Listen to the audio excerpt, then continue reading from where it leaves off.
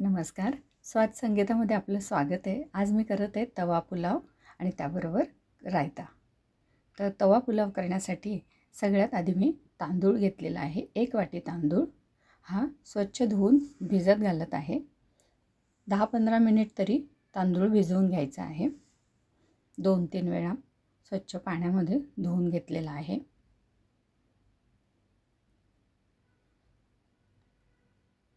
आणि हा असा 10-15 मिनिटांनंतर छान भिजलेला आहे.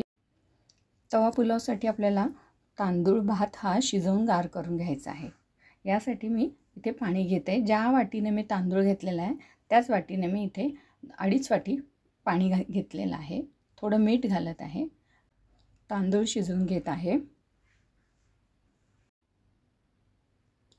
तांदूळ शिजलेला आहे, शिजत आलेला आहे. भिजवला असल्यामुळे लवकर शिजला. आता हा थंड करून घेत आहे. इथे मी भाज्या घेतलेल्या आहे. फरसबीच्या शेंगा, सिमला मिरची, गाजर, टोमॅटो 1.5 घेतला आहे. 1 मोठा बटाटा, फ्लावर वाटाणे, पावभाजी मसाला, तिखट, हळद, जिरं, हिंग, तेल आणि बटर आणि 1 छोटा कांदा मोठा चिरून घेतलेला आहे. ह्या 3ही भाज्या आता आपण उकडून घेऊयात. ह्या 3ही उकडून घेते आणि ह्या बाकीच्या भाज्या फोडणीमध्ये टाकायच्या आहेत. पाणी गरम करायला ठेवलं, त्यामध्ये थोडंसं मीठ घालत आहे म्हणजे भाज्यांना चव चांगली येते. फ्लावर आणि वाटाणे इथे टाकत आहे. त्यानंतर फरसबीच्या शेंगा, गाजर. भाज्या पण खूप गाळ शिजवायच्या नाही आहेत, थोडे क्रंची टेस्ट आली पाहिजे. तो भाज्या शिजतात तोपर्यंत 1.5 टोमॅटो घेतलेला आहे प्युरी करायला. आलं आणि लसूण आणि जिरं घालत आहे. त्यामध्ये जिरं जरा जास्त टाकायचं आहे.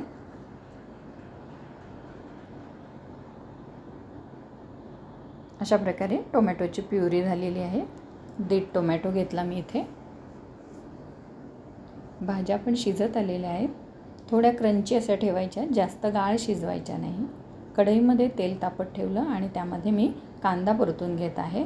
त्यामध्येच मी आता 2 चमचे बटर पण टाकत आहे. कांदा पण जास्त लाल करायचा नाही आहे. त्यामध्येच मी सिमला मिरची पण टाकली आहे. ह्या भाज्या थोड्या परतून शिजवून घ्यायच्या आहेत. आता इथे मी टोमॅटोची प्युरी घालत आहे. ती पण आपल्याला परतून घ्यायची आहे तेल सुटेपर्यंत. हिंग राहिला होता, हिंग घालत आहे साईडला. थोडा परतून घेते त्याला.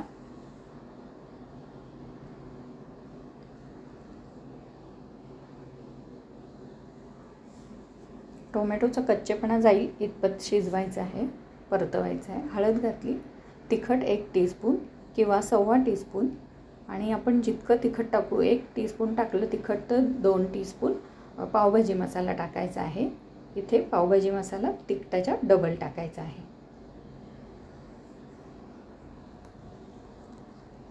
आता हे मसाले थोडे परतवून घेते आणि इथे उकडलेला बटाटा चुरून घालायचा आहे. थोडेसं दाणे दिसतील बटाट्याचे, थोडे कण दिसतील अशा प्रकारे. आणि इथे मी थोडी कसुरी मेथी घालत आहे. कसुरी मेथी घातली नाही घातली तरी चालेल, पण मेथीची एक वेगळी टेस्ट येते. इथे शिजवलेल्या भाज्या घालते.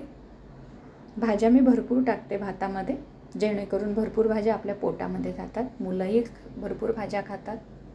थोडंसं मीठ घालायचं इथे. प्रत्येक ठिकाणी मी थोडं मीठ टाकत आहे, त्यामुळे मीठ थोडं सांभाळूनच टाकायचं.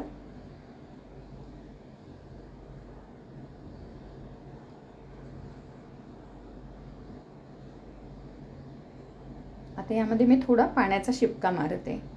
हा पुलाव आपला अगदी मोकळा फडफडीत होणार नाही आहे. थोडासा ओलसर असेल तर छान लागतो तो.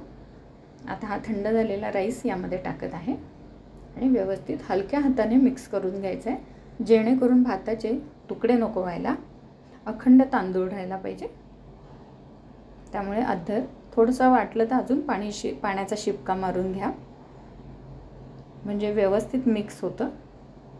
हॉटेलमध्ये हा पुलाव तव्यावरच केला जातो. त्यांचे तवे पण मोठे असतात. आपण घरी करायला लागलं तर गॅस खूप खराब होतो, त्यामुळे मी कढईतच करते.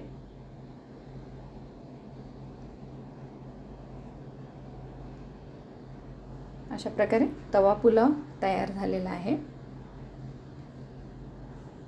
परत वरून थोडंसं बटर घालायचं आहे. बटर घातलं म्हणजे तांदळाचे दाणे थोडेसे मोकळे होतील. थोडा गचकापणा पण राहील, पण तांदूळही मोकळा दिसतो. कोथिंबीर टाकलेली आहे. अशा प्रकारे तवा पुलाव तयार झाला. त्याच्या बरोबर खाण्यासाठी मी रायता तयार करत आहे.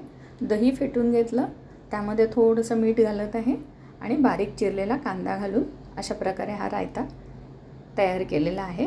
पुलावबरोबर हा रायता छान लागतो.